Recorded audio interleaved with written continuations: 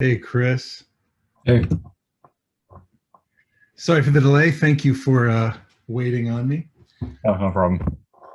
Thanks for willing to do this. Yeah, for sure. Looking forward. So I can kind of just, like I mentioned, jump around then and kind of focus more on more obscure roles. Yeah, let's keep it good and random. Keep me on my toes. Okay. Well, I'm not sure of the timeline, but even before voiceover stuff, did the on-camera things like the Legally Blonde pilot come first? Yes, so on camera was first. Okay. Um, and yeah, the Legally Blonde pilot never went anywhere, sadly. Never saw the light of day. I don't know if I would have even been visible on camera. But yeah, there was some on-camera things that came around in the kind of mid 90s. Yeah. Um, Probably, there were several like local TV commercials in the Houston market, but occasionally like a Hollywood film production company would come through Houston because Texas was sought after occasionally as a kind of filming locale just for sort of the geographic variety that was available kind of within 1 hour in any direction from Houston. You could get, kind Mhm. of hill country or ocean or forest or whatever, suburbia, downtown, skyline, all that jazz. So um, a couple of, kind of made for TV movies came through. Um, but probably the most notable was a production of Apollo 11. Mhm. So on the heels of the success of the movie Apollo 13 with Tom Hanks and Kevin Bacon, Bill Paxton, they were like, let's make another movie about a different Apollo mission, like the first one where they landed on the moon. And so they got permission to film at NASA at the original mission control. So they had the film production came to town just for those scenes that were going to be filmed in mission control, and the rest was filmed in LA. So they hired locally, and I got cast as like an MIT engineer. I had about 4 lines in the whole thing. And so kind of that was probably the pinnacle um, of my on-camera work, with one exception. For a short time, I was in LA, and I was working as an extra on a number of movies and TV shows and pilots, including the Legally Blonde thing. And I got to film on Catch Me If You Can, starring Leo DiCaprio. Yeah. And so I was in a busy downtown sidewalk scene, and so we Leo was walking down the sidewalk kind of against traffic, so there's just a mob of people he was kind of having to push through. And I think we were instructed, like, don't make it easy on Leo, like don't part the Red Sea for Leo just because it's Leo, like his character is supposed to be having some trouble getting through. So I was quite proud that I shoulder checked him at some point while he was trying to pass by, and he never said anything. So I guess he liked my work. So there was some stuff like that. And then yeah, back in after my that actually came after my start in anime, my LA adventure. But yeah, I had a few on camera things, and then my introduction to anime. And was there ever any aspiration for you just to try and stay in LA? Yeah, it was. I'm sure you may have heard this in some of the other interviews you conducted, but doing the LA thing is challenging. They do not Right. make it easy, um, and so yeah, there are lots of things you need to know before you get there if that's your goal to make it as an actor. Kind of having an agent lined up before you get there is pretty important. No one told me that in advance. Um, Being a member of the Screen Actors Guild Okay. before you get there is important. And then do not, I got some terrible advice, which was you'll be arriving to LA in the winter. That's the beginning of pilot season. Great for you. Like there's loads of work in pilot season. And so while that's true, there's not loads of work for someone who doesn't yet have an agent. And Hmm. agents do not sign new people during pilot season. They are way too busy booking their already signed talent on pilots. Hmm. So I had a friend in the business who pulled a number of strings to get me a meeting with an agent, and they're like, "I've got 5 minutes, because you're a friend with so and so. I'll do this, but I don't have time." And they're like, "Yeah, you really needed an agent before you got here. Come talk to me in 5 months." And I was like, "Oh, great." So it was just after a while, I was like, maybe it's not worth it. So I gave it a half a year and was like, okay, never mind. Planned to leave, move back to Houston. And the week I was kind of getting packed up and ready to go, I got a call from an agent who was ready to sign me, and from a local hotel restaurant that was like, "We'd love you to come work as a waiter." I was like, "This is great, guys. Thank you." But no, I'm leaving. But where were you? Where were you 4 months ago? So yes and no. I mean, I think I had a reasonably, I told myself going out there, like, I'll give it 6 months. We'll see what happens. If it's meant to be, then it'll happen within 6 months. And if not, I'm not gonna, spin my wheels out here. Mhm. There's too much anime to record. And while I was out there, trying out LA, ADV Films, where I had started working as a voice actor, was paying to fly me back to Houston to record roles that I had started with them. And so I was like, there's work to be had, Yeah. in Houston, Texas. Like, what am I doing out here? So would some of the like really early roles and just doing incidentals be in things like the first Ushio and Tora series? Yeah, I'm trying to think when Ushio and Tora came along. I believe I played a character called Gammon's son. It Yeah. was like these floating creepy heads, a family of floating creepy heads, and that was the fun. And so, we had a short scene. And then you may know Ushio and Tora was redone later by Sentai, where I got to go back in and play a bunch of different crazy roles. But yeah, Ushio and Tora, I'm trying to think of the timeline, but yeah, there was a lot of that getting started for me. My first role, I think there are a few of my contemporaries today also had this show as their first show. It was Master of Moscaton, Yeah. vampire anime, Yep. a lighthearted vampire anime.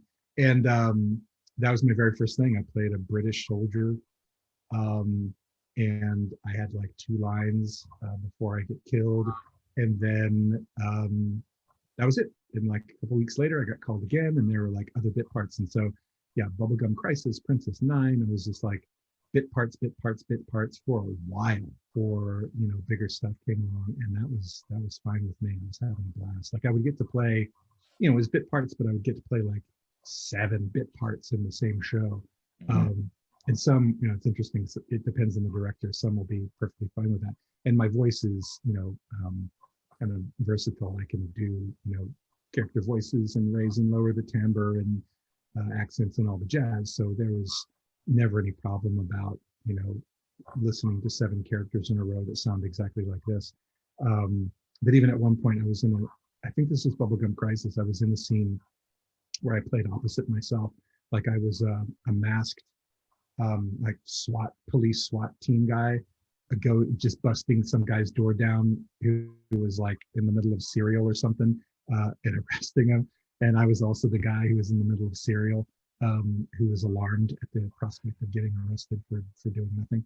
And so I forget how it happened. I was just like the director, like, are you sure? Okay, let's do it. And so I was just like, "You're under arrest, citizen. Arrest! Oh no!" Like, just try to keep it, put some ridiculous character voice on the poor guy eating cereal, so it was not obvious that it was me in both roles. I don't think until now, Chris. Okay. We're getting a scoop. Everyone's going to go rush into Bubblegum Crisis to find a scene. So would one of the first more like fun, well, it's not dramatic, but like a fun, more major role early on be the Fool in Kaleido Star? Yeah, for sure. That was, and he wasn't even, based on screen time, not what you'd call a major character, but his presence was certainly felt. Like whenever he showed up, people who knew who the Fool was. Yeah, that was an early one, kind of where I got to kind of be a character that made a difference. then certainly one of my first kind of real live roles was Koji and Generator Ball. Yep. That was a big one. And so again, I'd have to check the records, but yeah, those are somewhere around the same time. Generator Ball may have come before Kaleidostar. I'd have to check, but that's my gut. That's my gut on this one. I know there's still a pretty big following with the Razafon as well. I did not know. I did not know that still maintains popularity. But yeah, that was a trip to be a part of. It was just such a unique kind of show and premise, and the music, the score of it was just so eerie. Just kind of it really set the stage. Like anytime, even recording, the score was there with us while recording. Yeah. And so, in all our scenes, which were odd, and like I played an odd character. It was just kind of a quirky guy, and you don't quite know what he's up to and what his motivations are, and so he's a little bit mysterious in all of his workings and goings on, and then this music is just with you throughout. It's just like kind of put your hair up in the back of your neck. But yeah, that was an interesting one to be a part of, and I'm delighted to hear it still has legs. So what is the case, do you think, where you had to get the darkest emotional headspace in for a role? I don't know. Everyone's process is different. I don't normally find that I have to, go too method with these characters, particularly given that, and it's interesting having come from a background where I've done acting on stage and for camera, as well as voiceover. They're all the same, but they're all different. And with voiceover and doing a character for anime, all of the emotive power just comes from what I can do with my voice. There's a little bit of, I'm backing that up with kind of what I'm doing with my face and my body. None of that gets seen, but hopefully it kind of comes across in some way. But for the most part, everything that has to do with bringing this character to life and imbuing them with certain emotions or motivations all has to do with what I can do here. And so I guess it's a little different, like where I don't, people cannot see what I'm feeling through body language, or they can't see what I'm feeling through my face and expressions. And so it's different in terms of how you prepare, at least for me, for a character. And so some of the characters that I've done who are just really psychologically twisted, or they are in pain, I do what I can to convey all that just through kind of sort of vocal technique and expression. Probably though, I think, the thing I worked on that was the darkest without question was Elfen Lied, as Chief Kurama, just like, and I didn't even see everything, but that was emotionally draining just to record it. Even in the few scenes that I had, just seeing some of the stuff that happened was so twisted and deeply, deeply troubling. Like Right. I had difficulty, getting through the scenes. So, that certainly put me in a mood, like to see horrible things happening. And then Chief Kurama delivers a line. And it's just like, so, without a doubt, you're going to be affected by seeing or hearing some of those things. And you're just like, watching and just like experiencing some trauma. And then it's like, and action. And just like, so you're, delivering what you're supposed to deliver kind of through the filter of, wow, I'm really troubled right now. Like, well, here you go. So I think that comes closest to answering your question, but there was nothing where I really needed to kind of stop and steel myself or kind of get into this kind of, sort of method headspace of like, this character is bad person. Like, let's stop and reflect on being a bad person. So it wasn't quite like that, but yeah, there was maybe a little of that. Okay. And I would think too that one of the roles where it was difficult to kind of bring acting to would be Mythos.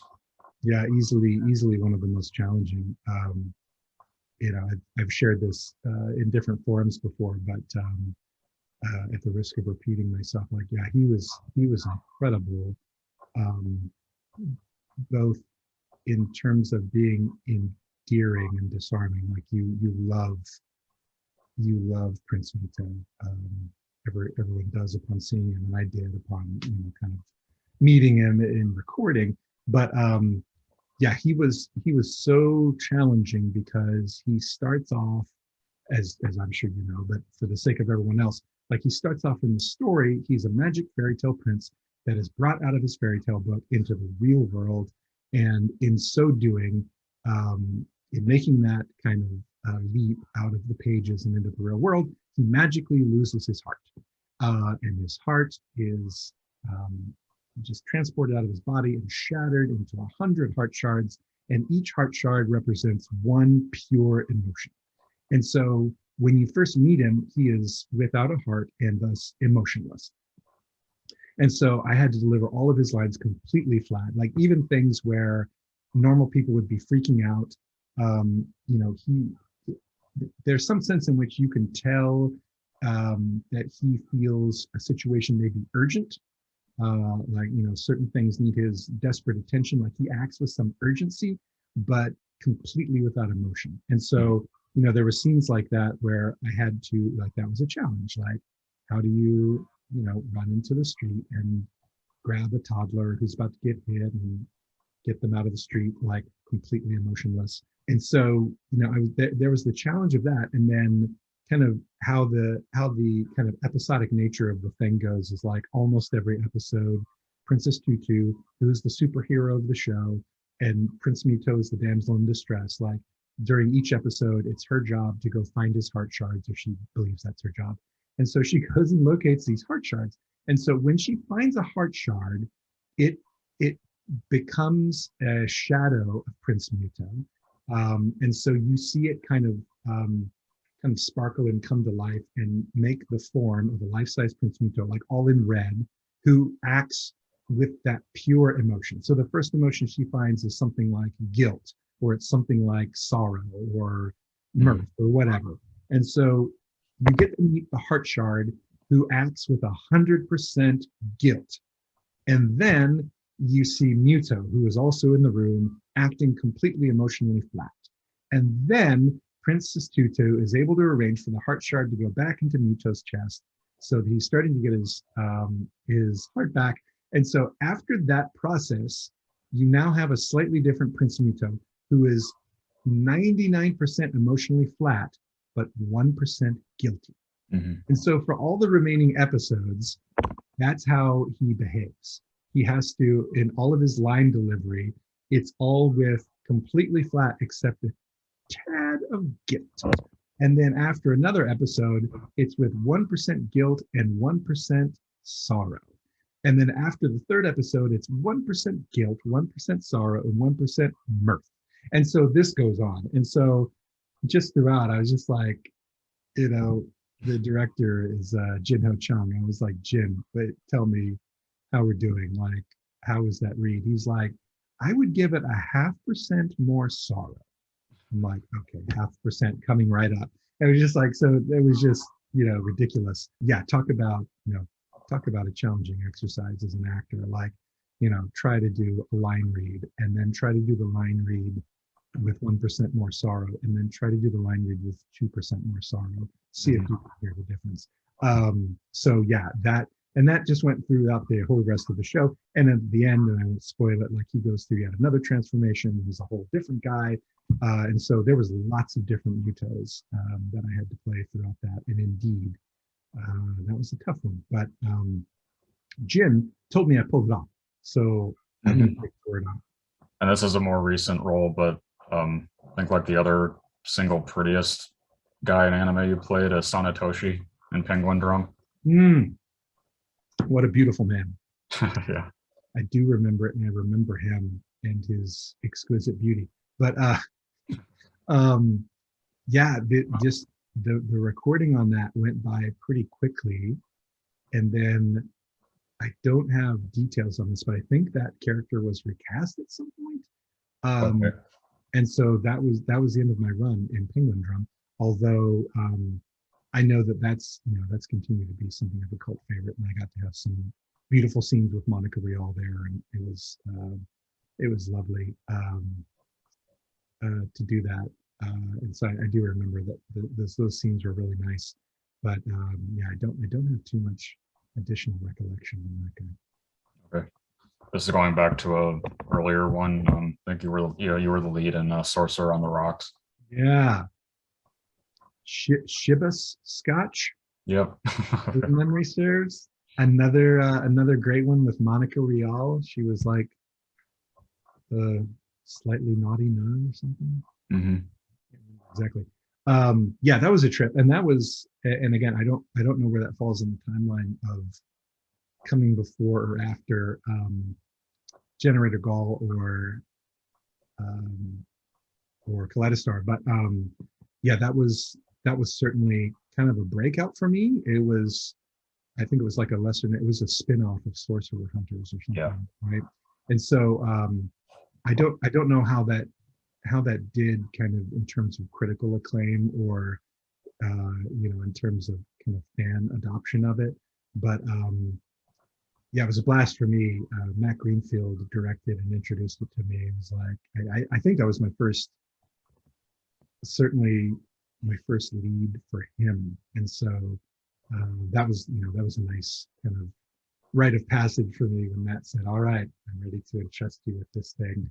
Maybe he gave me a property that would be difficult for me to mess up if I was going to mess it up. But yeah, we had a blast with that one. I was just supposed to right out of the gate be a total jerk. I was like, yeah, all right, let's try it. Let's give that a try. And just yeah, all of the interactions with the other cast of characters, like they were, I think, all hilarious. Like every single kind of relationship that Shivas has with the other main characters in the thing. And I remember I don't remember too much about the show, except that, he has a kind of a nemesis who maybe is like a peer of his or a bounty hunter kind of like him type thing, or he owes her money, but her name is $1,000,000. And she just shows up from time to time. You're like, hey, you owe me money. And so I remember distinctly one time when this character shows up and Shivas's reaction is $1,000,000. Like that was he was not happy to see her. And that was how he expressed it. Yeah. That one stuck with me. $1,000,000. Never forget that name. What about is there much of a memory of your approach to AG in Megazone 23-3? That no. Okay. There is not. I remember it, and I remember because I think was that an OVA, or it was interesting because it was a two-part OVA or something Yeah. like that. That it had some OVAs that preceded it, Right. and then like in the storyline or something, 100 years passes or 500 years passes or something, and then suddenly there we are in modern day Earth, and AG is the new kind of protagonist. And so I remember about him.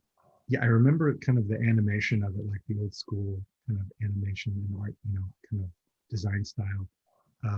He's like a motorcycle riding computer hacker, and he resembled for me. I think he resembled like Sho Zama from Or a Battler Done by Milan, which was another kind of motorcycle riding protagonist I got to play. But I think just because it was an OVA, like the recording was one and done for us. Like I think, I went in one afternoon where we could book 4 hours in a row. Mhm.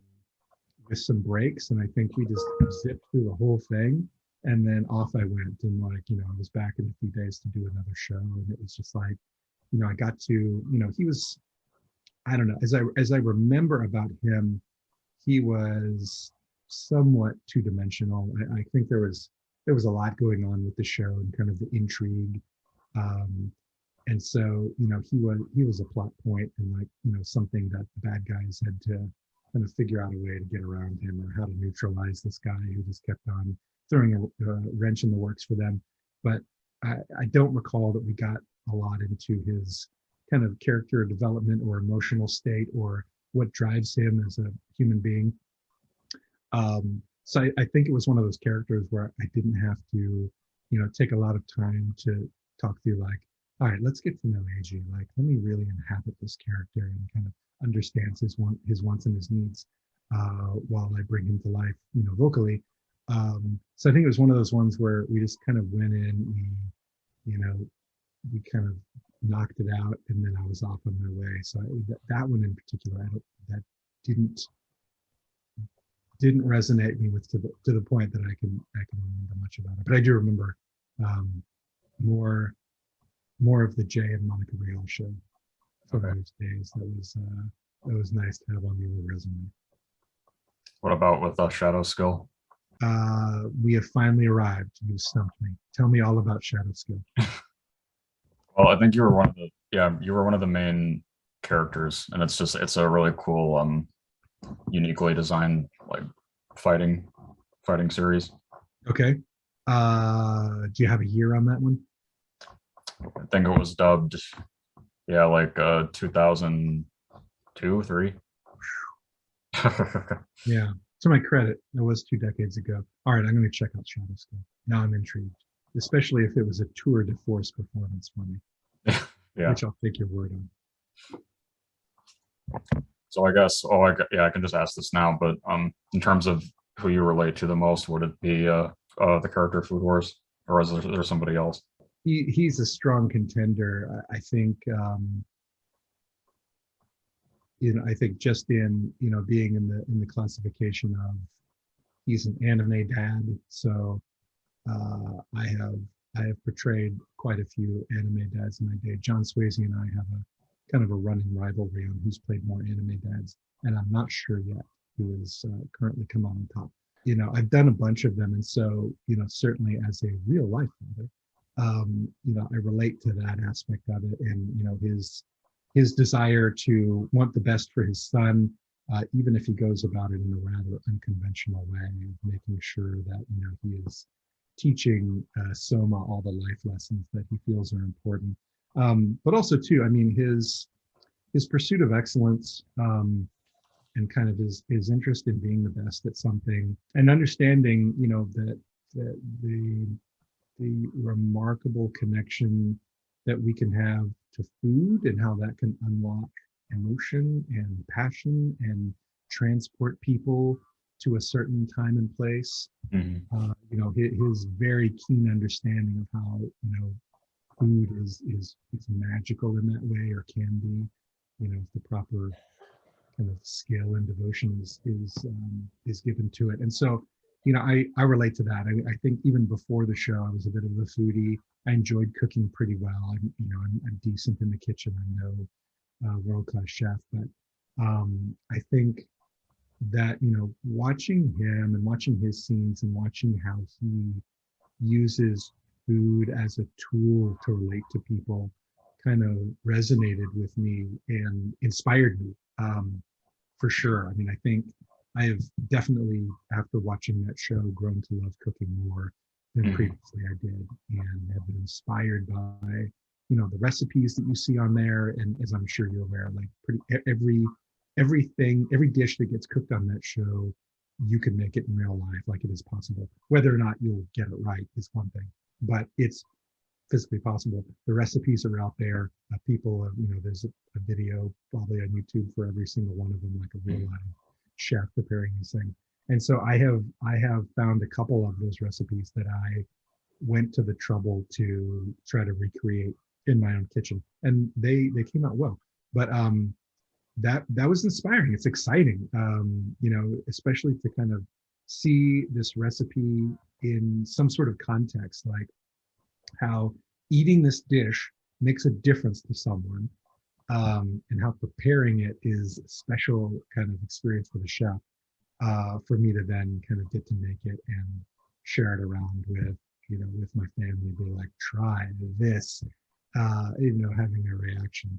It was a special thing. So yeah, I'd say I do I mean, I'd have to really kind of think through the entire cast of characters that I've visited before. But yeah, Joichiro is certainly up there. And do you always find, even with how evil a character is, do you always find something to relate? You certainly try to. I mean, I think that's a goal. It certainly helps to bring them to life and imbue them with something real, which I think you want to do as an actor. I think you want, for people that are going to be watching it later, you want them to be able to, you want to give them everything you can to allow them to just get absorbed in the story, and when watching it, the whole outside world melts away, and like they really feel like they're there. And so I think, whatever you can bring to your character portrayal that is real and rooted in something real, um, is an important contribution to that end goal. Mm-hmm. So, some are easier than others. I've played any number of characters that were robots. I've played any number of characters that were animals. And so, there are limits to, those links that we can find between Mijay Hickman and, Dara, the royal, mochi addicted, talking bird, Tomoko Market. Like, what do he and I have in common? I don't know. Like, I like mochi pretty well. That's something we've got going for us. So,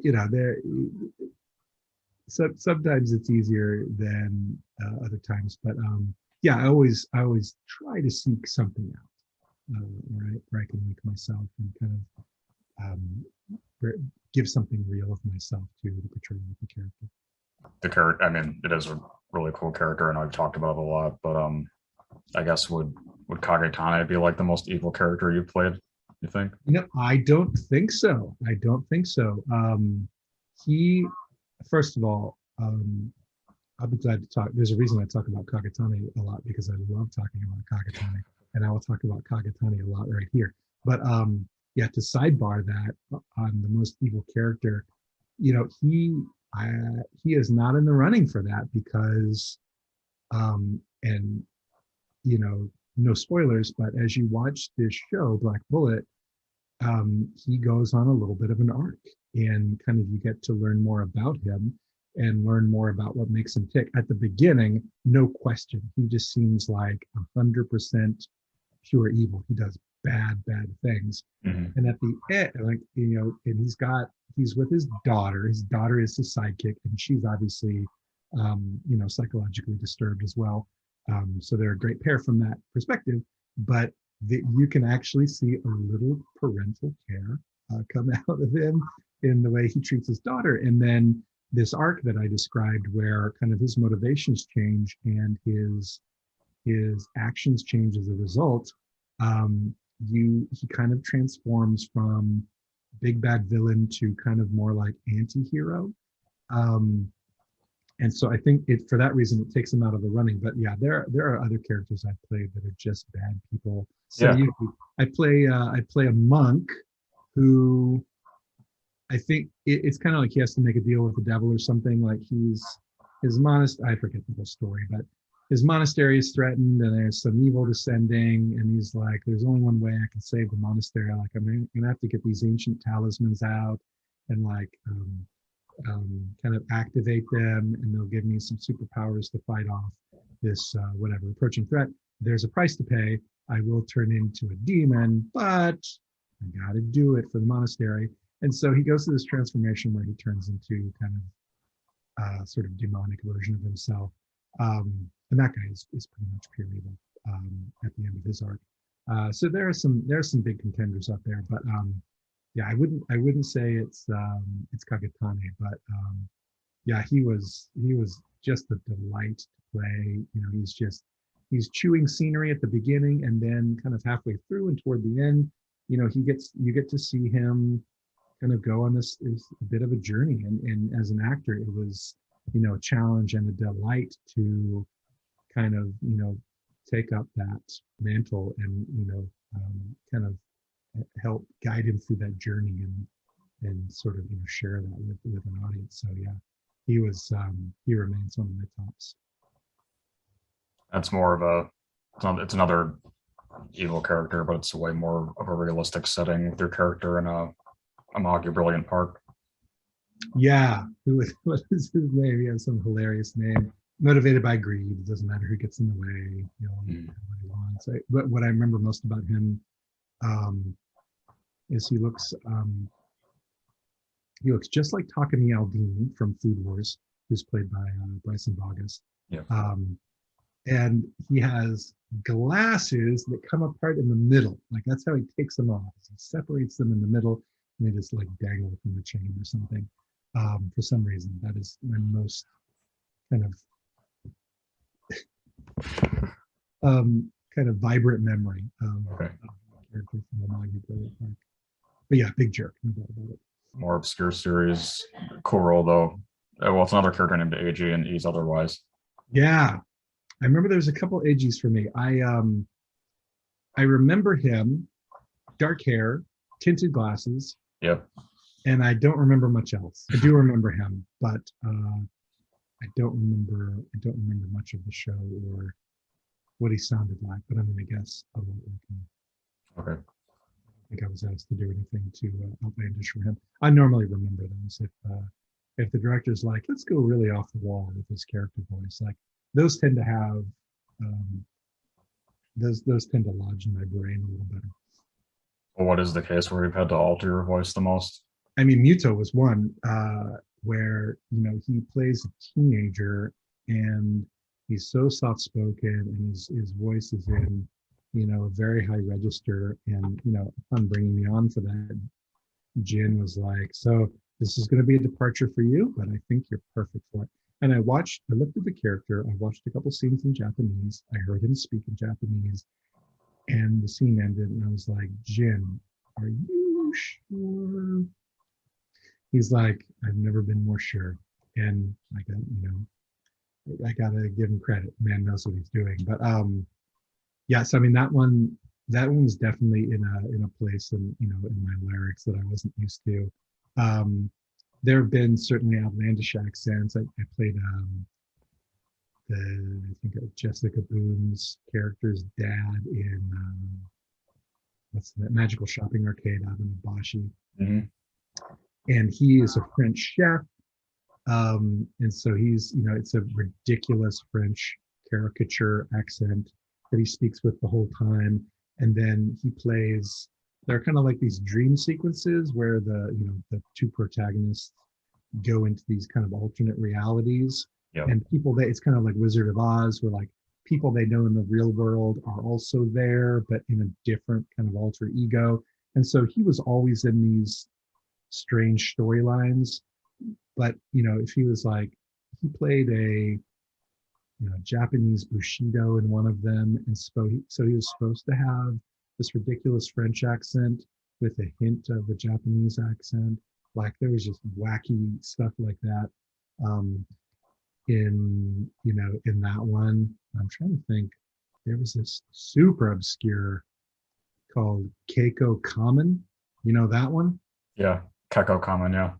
I forget who he was, but he was like a gym teacher or something. He was like a kind of bully, and he had, again, it was kind of like the Chris Tucker thing. He had this hilarious kind of mangled version of the name Arnold Schwarzenegger. Mm-hmm. I forget how they pronounced it, but it was totally ridiculous. And as you could guess, he was supposed to sound like Arnold Schwarzenegger. And so I did that voice. That was sort of a just terrible bastardization of an Arnold Schwarzenegger accent. So you could clearly see what he was going for, but no one would be able to close their eyes and was like, "Were you able to hire Arnold Schwarzenegger to play this role?"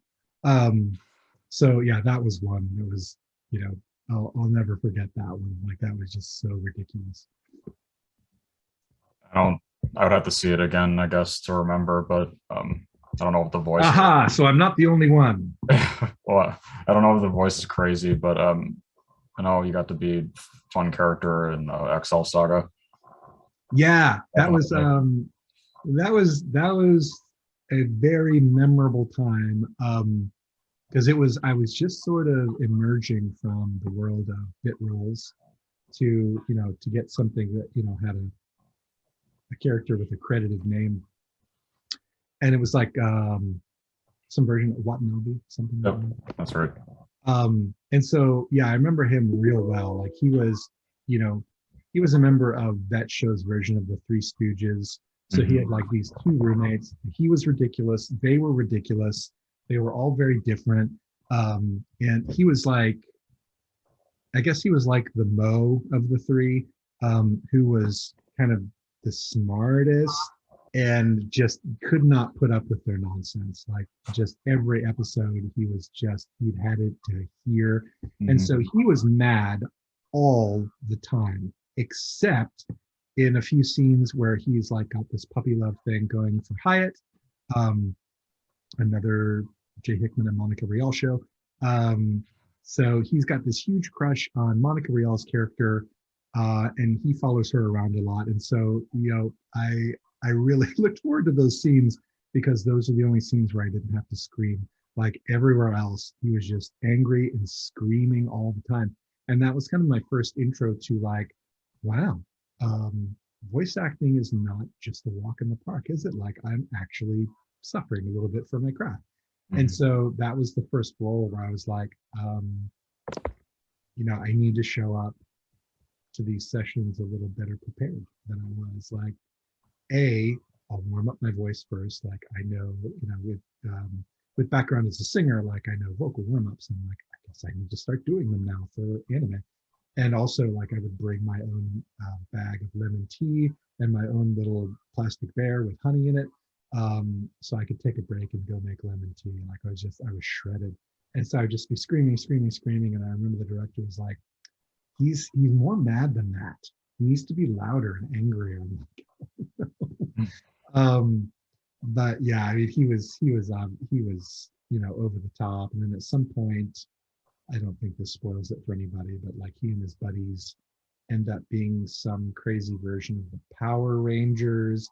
And so we got to do, kind of that caricature of how the Power Rangers talk inside their helmets, like Megazord activate or whatever. Like, so that was kind of a childhood dream come true, like getting to kind of do that voice and not just be playing make-believe in my backyard with my friends like I was the Power Rangers.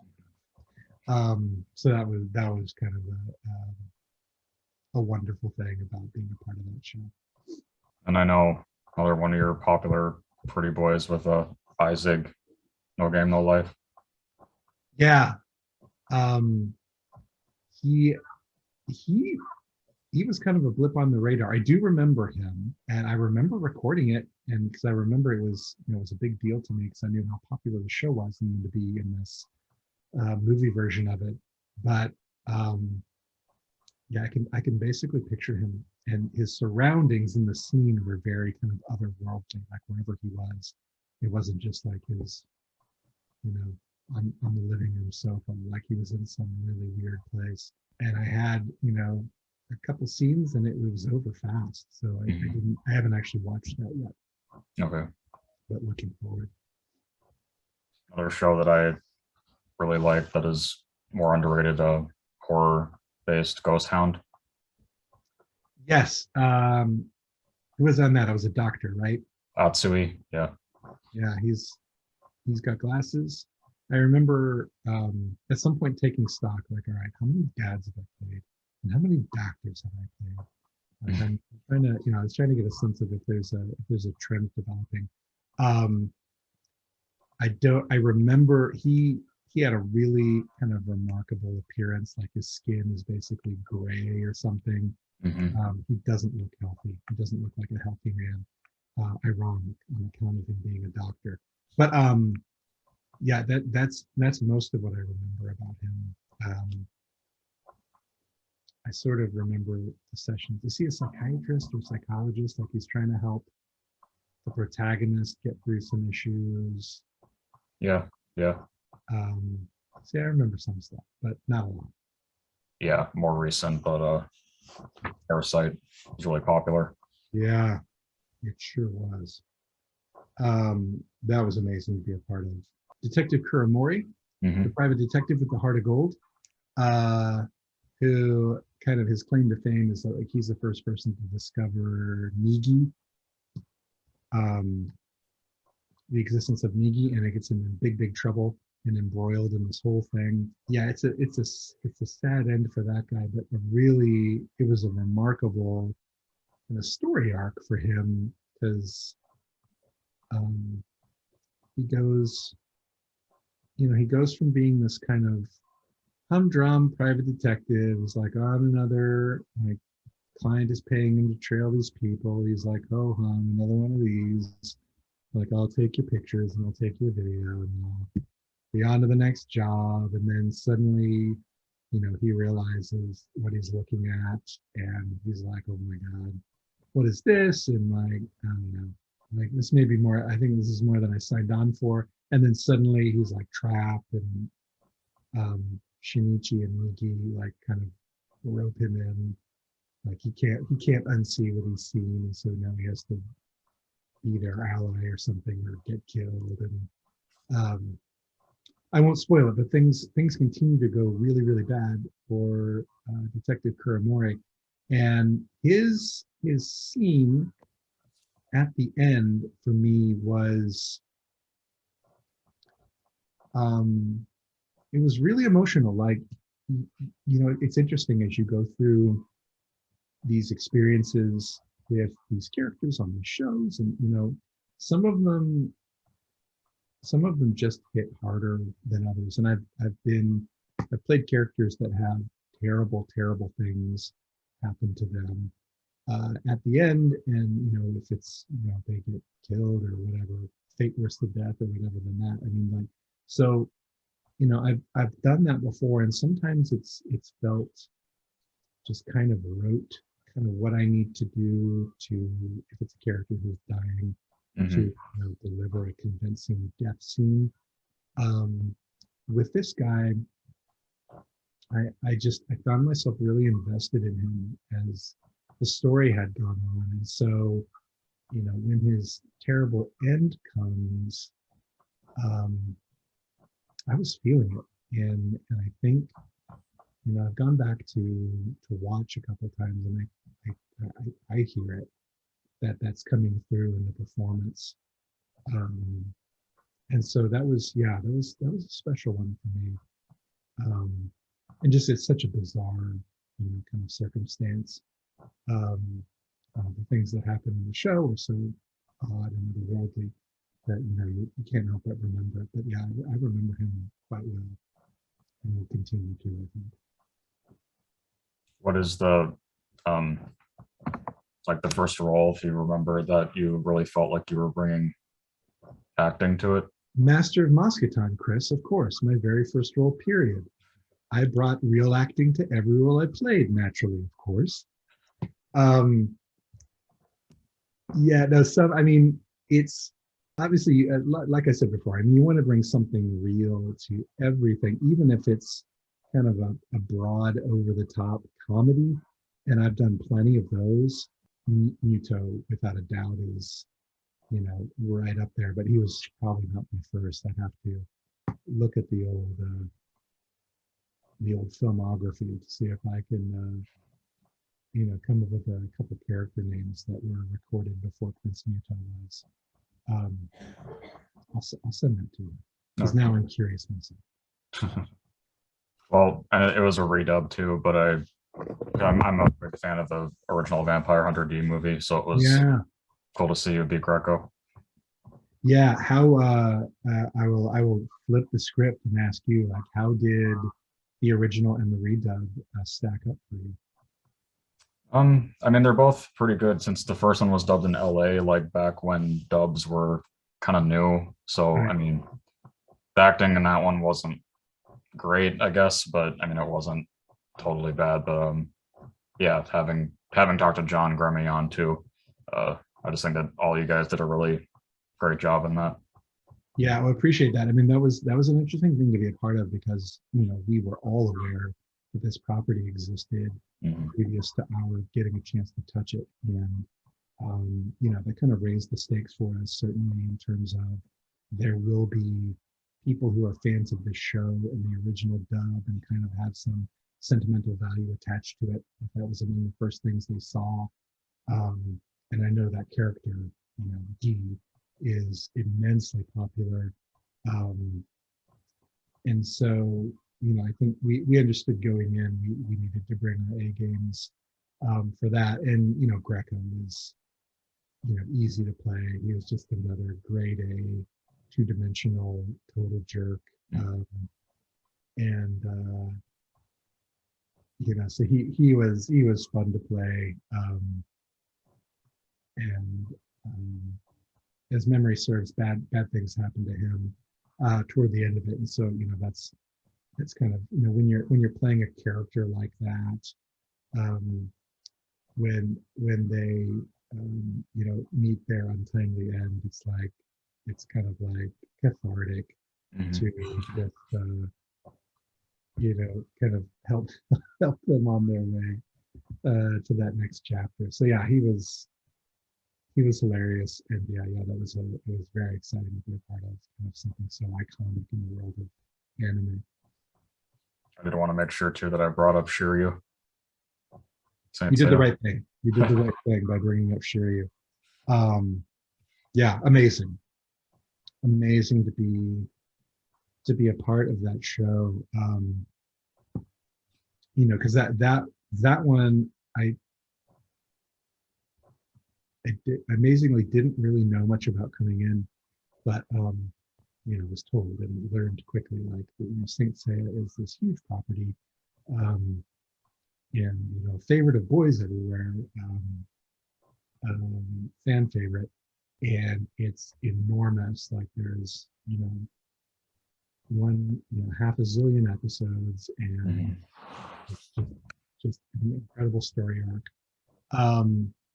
And so, yeah, you're going to be Green Dragon Shiryu. He's like the hero of the story's very best friend, and like, you know, kind of the smart one in this gang of Bronze Knights.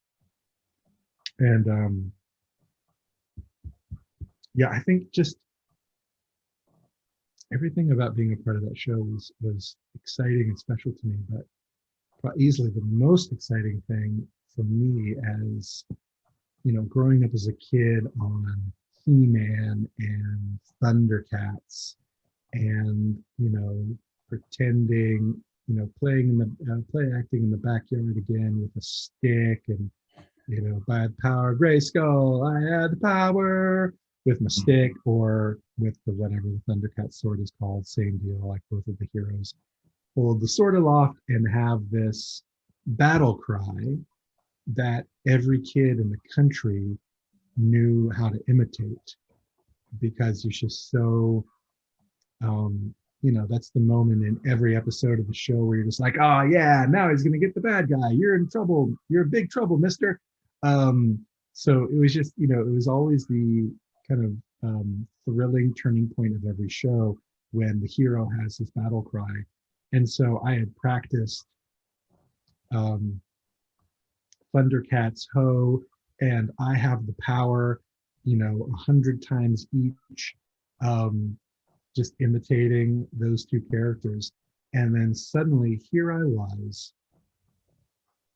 in the booth playing this character, who I'm told has a battle cry. And I was just like, oh. I think I maybe melted the first time. I was thoroughly geeking out, that I would get to have a Thundercats Ho moment. And many Thundercats Ho moments I had. Like, he says Rising Dragon, you know, 100 times. At some point, you know, we would get to where we would skip over that, just finish the whole episode, and then come back, because I just had to yell it as loud as I possibly could. And after doing so, I might be a little bit hoarse. So, yeah, there was lots of Rising Dragon, and that was just the icing on an otherwise already very delicious cake of getting to play that character. So I guess what one of the most recent series you've worked on would be the Sentai dub of Vinland Saga. Yeah, I think that's right. honestly, it may have been a thing or two more recent than that, but yeah, that's obviously a big one. And you know, you could tell by the attention that was paid to it that it was um, kind of a big deal. But yeah, what a special show to be a part of, just because it's, you know, such novel subject matter. Hmm. Um, and, you know, I think I've heard I've heard John Swayze tell the story about like watching documentary on the History Channel and thinking to himself like, when are they going to have a Viking anime? Like Yep. that's long overdue, that idea. And suddenly there you go. I mean, if you wait long enough in the world of anime, you can get a show about pretty much anything. Um, but all the same, I mean, you know, delving into that and, you know, kind of actually, you know, getting a chance to learn some history as part of the deal was really neat, for sure. Yeah, I've yet to go through and watch the whole thing kind of beginning to end, but even just the scenes I was in were so compelling Hmm. and interesting. Yeah, I'm excited for that one. And my final question is always asking, what do you want your legacy to be? Legacy, huh? Um, yeah, I guess generally speaking, it would be a lot like what most people want, I suppose, which is that, you know, you want to be remembered as someone who made a difference to people, that you were somehow able to go through life and have a positive impact on people, be remembered as someone like, you know, my life is a little bit better for having known that guy.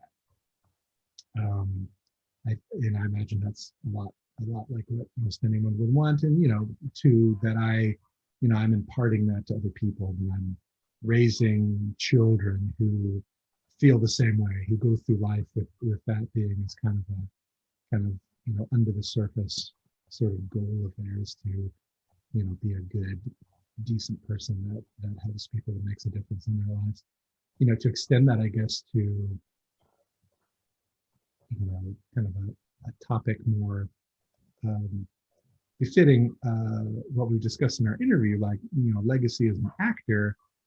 You know, it's kind of an extension of that. Like, I think I would want to be known as someone who was able to deliver performances that mattered to people in some way, that resonated. Like, I have been genuinely just so humbled a number of times to meet people at a screening or at a convention or wherever, who will come up to me and say, you played character X in the XYZ show, and just that made that just meant the world to me. Like, either, you know, it was a comedy and your character was funny and I was going through a tough time at that point and your character made me laugh and I really needed that.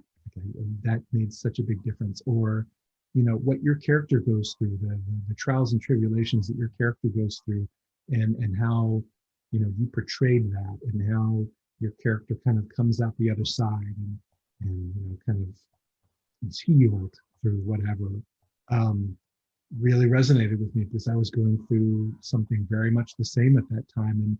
And being able to see what your character did and how you portrayed kind of your character going through that journey and coming out okay the other side, you know, made all the difference to me. Like, it just helped me so much. I've heard a few stories like that, and every time I'm just like slack-jawed, speechless, that, you know, I could have done something, especially in the case of the, like, where I'm playing this broad comedy and just playing a silly character, and like just getting the chance to make someone laugh, made them feel better. Like, at the time I was doing it, obviously something like that would be the furthest from my mind. I was just, you know, playing it for laughs. And just to hear later that something I did, whatever, 8 months ago, 2,000 miles away from this person, that was able to make a difference to them, just like, wow, like there's nothing much more humbling than that as an Mhm. actor. And so, you know, I think, you know,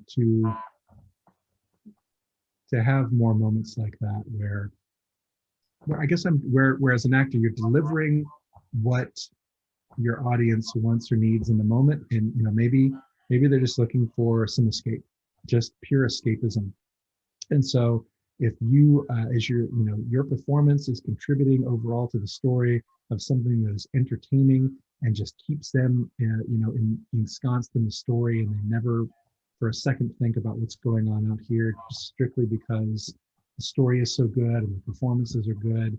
If all they need is entertainment, then I would love to be remembered as someone who was very entertaining at a time when I just needed some entertainment. Or if someone watches something because they want or need to feel something, if feeling something in that moment will help them in some way, then that's what I want for my performance. And just to be thought of in that way is an actor who could contribute to whatever the story was, and how watching that story or kind of living that story can be meaningful to someone for whatever it is they need to mean. Okay. Well, thank you. I'm glad that we got to do this.